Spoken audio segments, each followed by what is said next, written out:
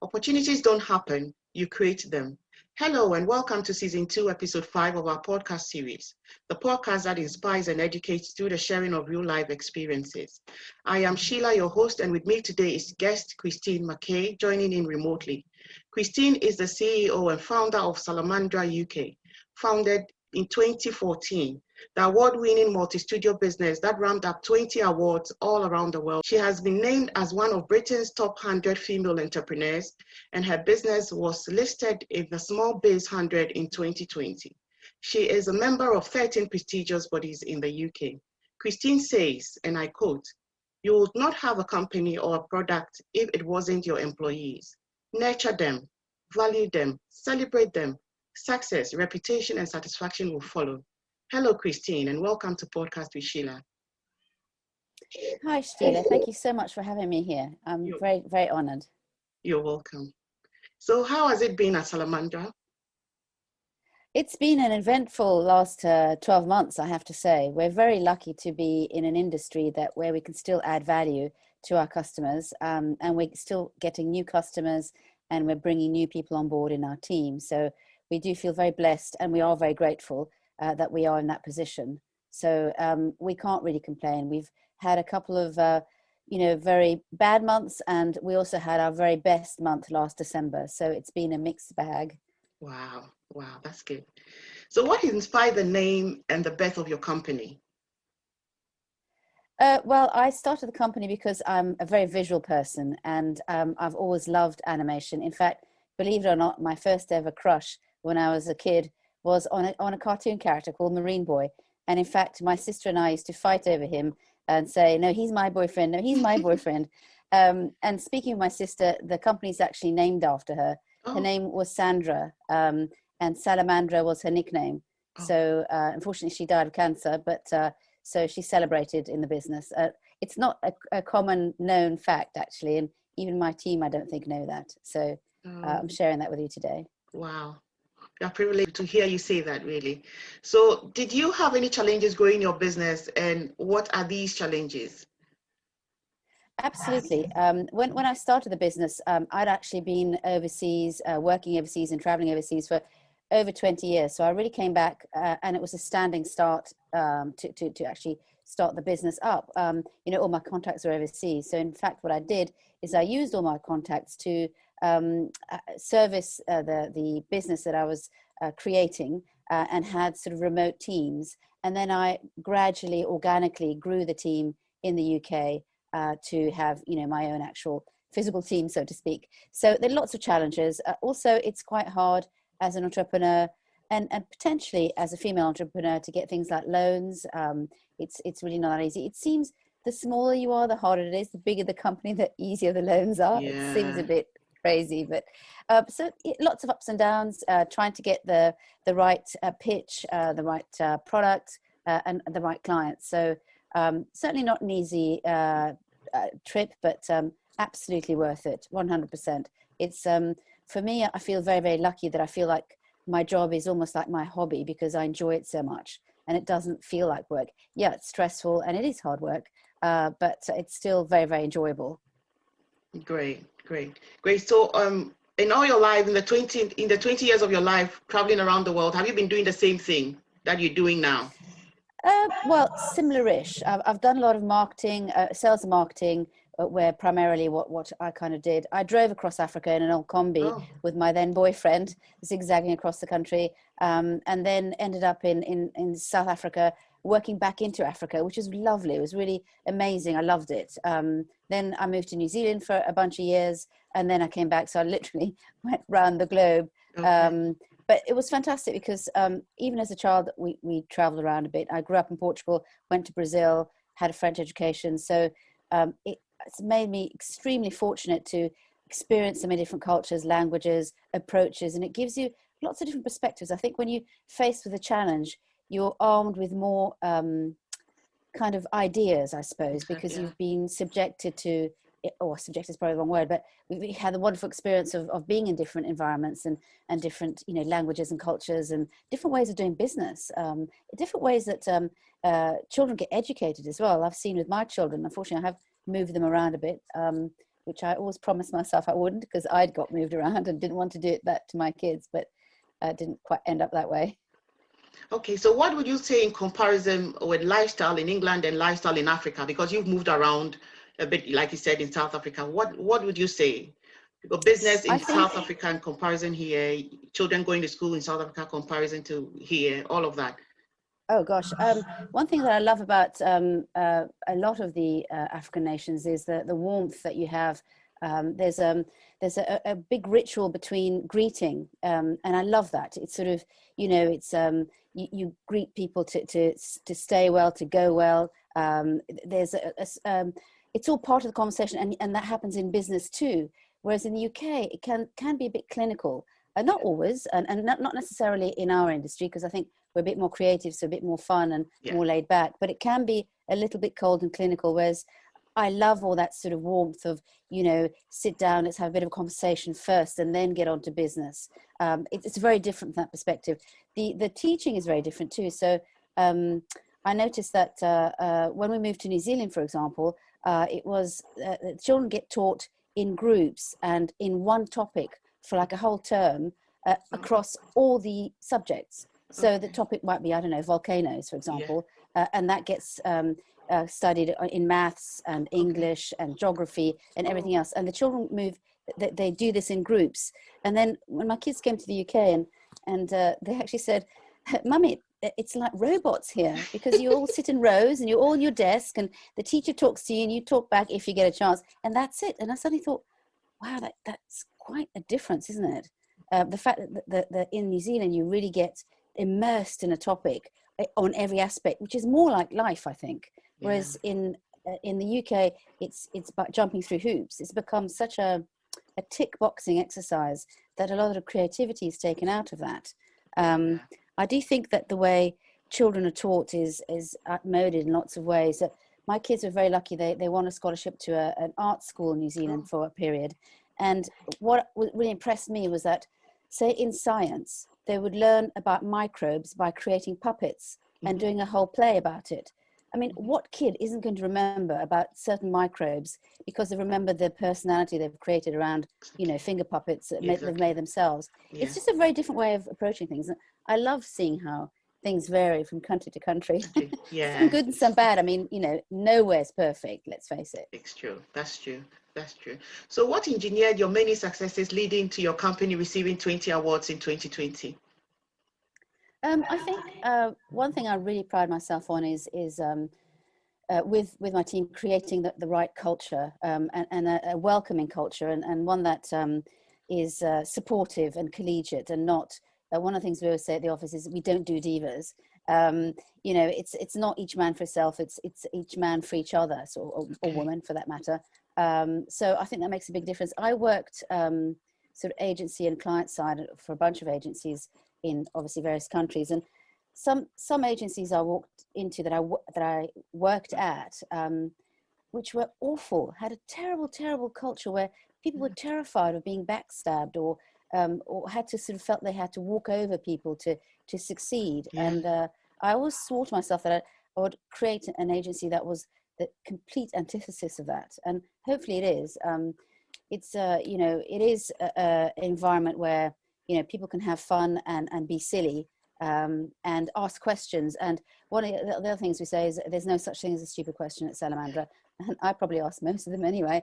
But it's about not being afraid to fail, or not being afraid to not know everything, because that's how you learn, I think. Exactly. And I'm really proud of our team, because they are constantly learning and innovating and experimenting, and our culture allows that, I suppose. So I'm really proud of that, and I think it does make a big difference. At the end of the day, we're all human, and this pandemic has really brought it home as well, that in business as well as socially, it really shouldn't be B2B anymore. It's H to H, human to human, because that's what we're about. Exactly. And I love the fact that a lot of the veneer's been sort of scratched through during the pandemic, where where people sort of put up fronts, they're now sort of a lot more normal. They've got their pets in the background during Zoom, or the children run up and sort of want a hug or something. And that sort kind of makes us human, and it does. We're all the same really at the end of the day. So I do cherish that. I think that the pandemic, if looking at it in the other way, has not been that bad because it's brought a lot of us together. It's made us view life in a positive way. Enough rest. We're having enough rest now. Families are bonding, getting to know each other properly. And I think that if we look at it in that side, then I wouldn't say it's a blessing, but then the good side of it is not that bad because yes, it's a silver lining, isn't it? Exactly. I agree, Sheila. It's a silver lining. And I think anything that brings us closer in such a fast world, you know, everything happens so fast now.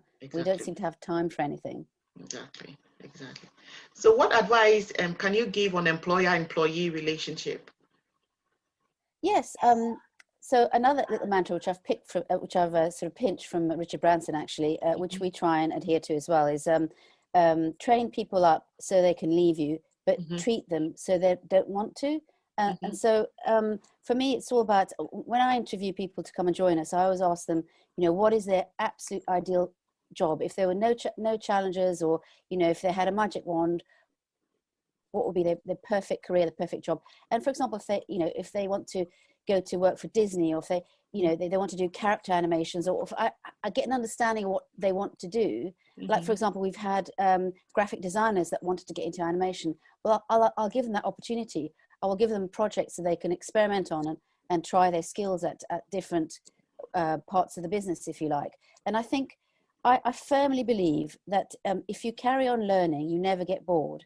And so if you allow people to learn while they're with you and grow, and, you know, the learning can be all sorts of things. It could be how to work with each other. It could be a new platform. It could be a new way of doing a particular animation technique, or just to be able to do public speaking, for example. We do these lunch and learns amongst ourselves where we teach each other all sorts of stuff, from origami to knitting. And it just helps everyone with their public speaking, because they have to present, they have to teach, and now we're doing it all remotely. And we did obviously, we've got the 2 studios, so kind of used to doing stuff remotely to begin with. But so all those things, I think, it enriches people, and they grow within themselves as people, and their skills and stuff. And I think that kind of builds trust, and, you know, helps develop people. And I think it's that trust that is really important between, you know, employer and employee. And, you know, I definitely believe in giving back, whether it's giving back to the community or giving back to your team. You know, I reward as much as I can. You know, for example, during just last quarter, as a way of paying it forward, because I knew we'd have to be working really hard, everyone got a 15% increase across the board. In fact, one of my guys actually said, "Are you mad?" And I was going, "No, I really believe in you guys, and I believe we're going to do this." And it was a leap of faith. And then December, we got our best month ever. So it's, I don't know, you've got to believe in your people, and you've got to give them, you know, sort of the wings to fly, if you like. Exactly. Yeah. Wow, that's brilliant, isn't it? Because when you support them that much, they also give their best to the company, and then the company becomes successful.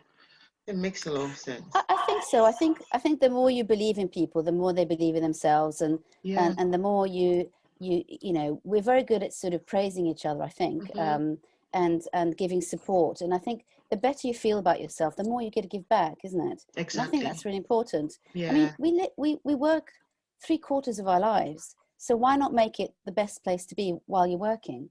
And that's my ambition, is to make it a great place to work, because you're being the best person you can with your skills. You know, you're getting to know your colleagues, and, you know, we're very lucky. We do have a lovely team, and everyone seems to get on really well, which is fantastic, a huge blessing. Wow.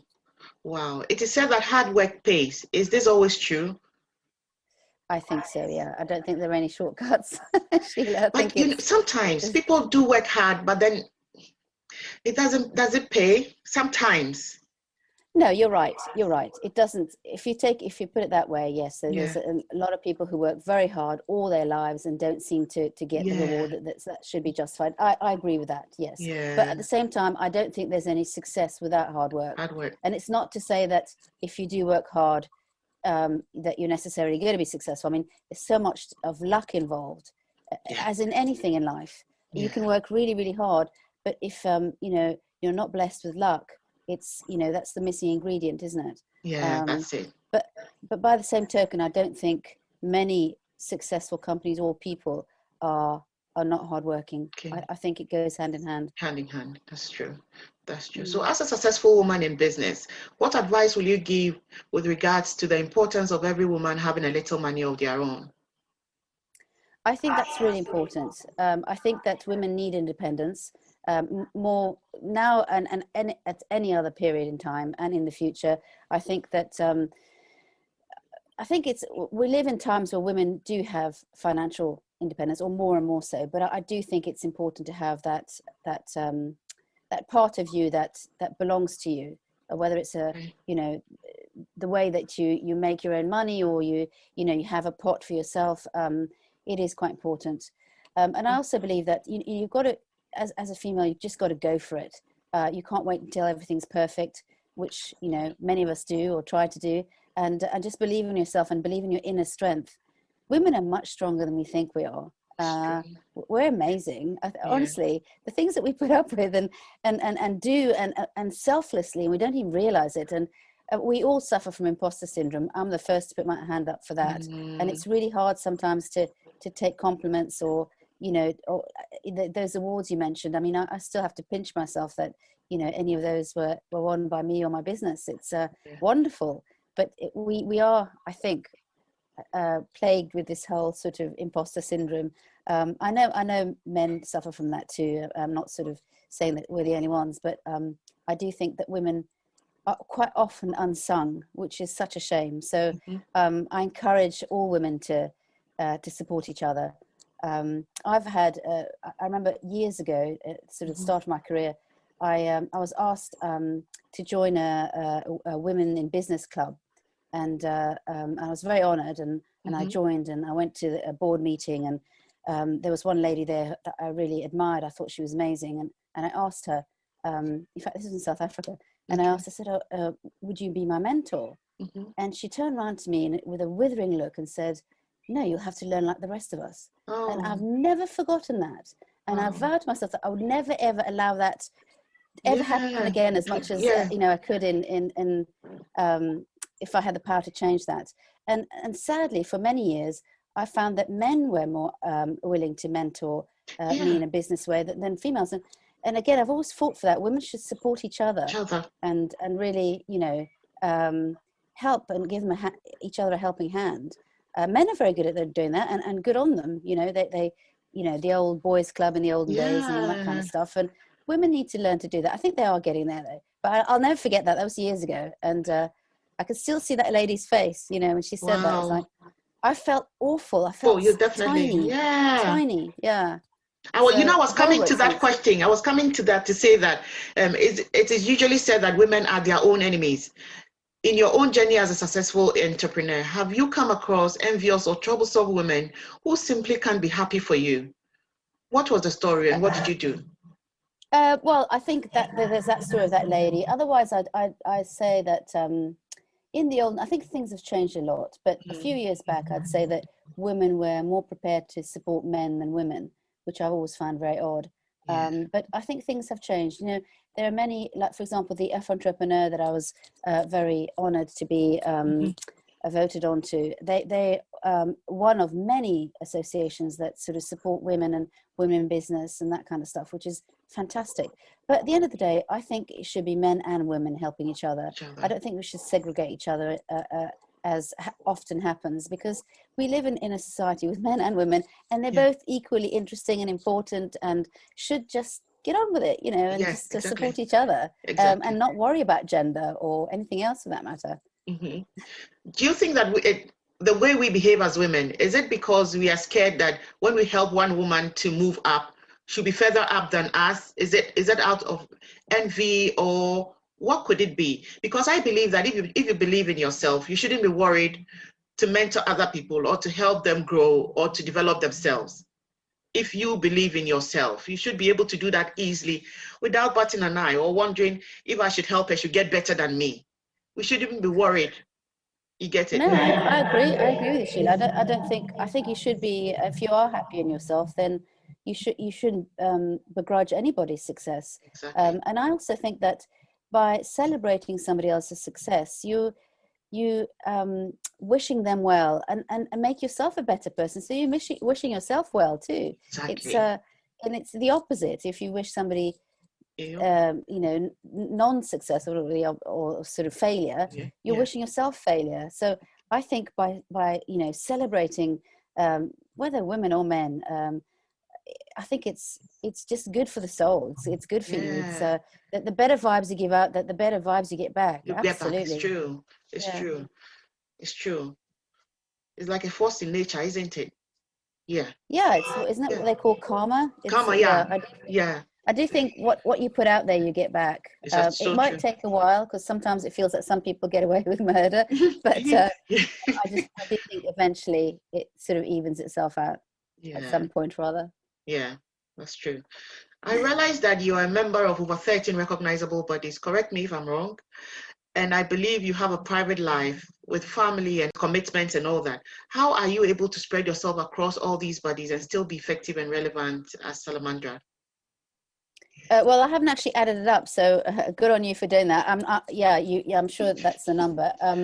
So I think the answer to that would be that I have got a most amazing team, and they really help out. So there's lots of things I do have a support behind me that helps me to, sort out all sorts of, whether they be marketing or PR elements, or events, or like this, speaking events and that kind of stuff. And it is hard to juggle work and family commitments. It absolutely is. And I think any parent feels guilty. I think perhaps women more than men, because it's traditionally more of a female role as a a mum. But I have always felt guilty that I haven't been 100% of my time with the children. But having said that, I think I'm probably a better mum as somebody who's working. This is my own personal experience. It's not everyone else's experience. But I think I'm a better mum as somebody who's working than not, because I think that if you create something for yourself, you've got more to give back, if that makes sense. Exactly. Whereas if you're constantly giving as a mum, you can get sort of sucked dry, because it's you're giving everything to your children, which is lovely, and it's what nature intended. But sometimes I think we probably give too much and don't leave enough for the person that you are before you were a mum. As soon as you're a mother, that's it, that's your pigeonhole. So it is really hard to juggle the two, and believe me, I have felt very guilty sometimes, thinking, gosh, I should have spent more time with this or with that, but sometimes you have no choice either. I think most working mums don't really have a choice, but you just make the best of it, don't you? And it's just so special when you do have those family moments, and you try and plan so that you have a bit of time. And time, I think, is what we're all very short of, isn't it? Yes, it's so true. It's so true. It's so true. So one of your studios is located close to the Windsor Castle, is it? Yes, it is. It's across the river. Our first office was in a beautiful old building, literally 30 meters across from the entrance of the castle. So our boardroom, you could see the changing of the guards twice a day, and trumpeting past and everything, and it was just fantastic. And our office is right at the top floor, so you could look right into the castle grounds. And you also had the most amazing sunsets from the other side of the office. So really special. And then unfortunately, Windsor's got very few buildings as office space. So we were very lucky to find the most perfect studios across the river in Eton. And Eton is sort of much smaller. It's quite a sort of tight-knit community, and surprising businesses tucked away in there. So it's lovely. It's very pretty. And very historic, and we love it. Every year, actually, we create a birthday card for the Queen, and we hand deliver it to the castle, and she writes us a letter back to thank us. It's really cool. Wow, that's beautiful. Do you do some charitable work in that community? Yes, we do. We support. So in Eton, we support the Windsor Homeless Project, and in Dundee, where the other studios are, we support another homeless charity called Transform. Both fantastic. In fact, we recently got them together on a call for them to sort of cross-pollinate ideas. And it was incredibly fruitful because they both do things quite differently, but they've obviously got the same how should I say, goals, but they've got different legislations and they're kind of learning from each other, which is really cool. So yes, we do. And we also support local students. When we were at the office, of course, do work experience at the studios. We've also hosted sort of physically and mentally disadvantaged adults and children. We've spoken at various local schools. We even spoken a couple of times at Eton College, which is a very famous school, as you know.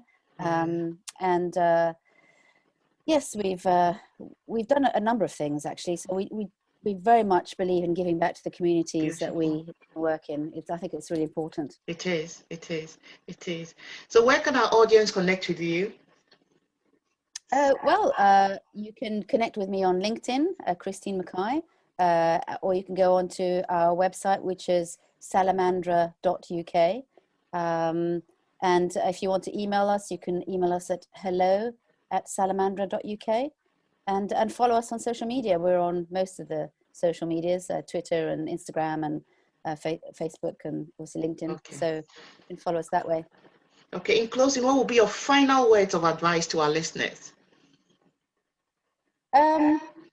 I'd say listen to that voice inside and go for it.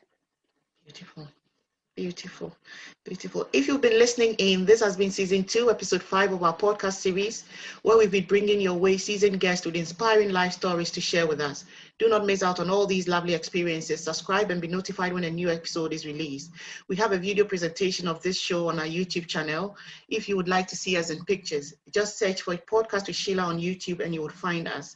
On this note, we would like to say a massive thank you to all our listeners from 18 countries around the world. This show continues to grow stronger and stronger because of your support. Podcast with Sheila is aired on 8 listening platforms: Apple Podcasts, Google Podcasts, Spotify Breaker, Overcast, Pocket Cast, Radio Public, and YouTube. Please don't forget to subscribe, like, and share this episode if you were inspired by it. Have a brilliant week until we meet again in a fortnight.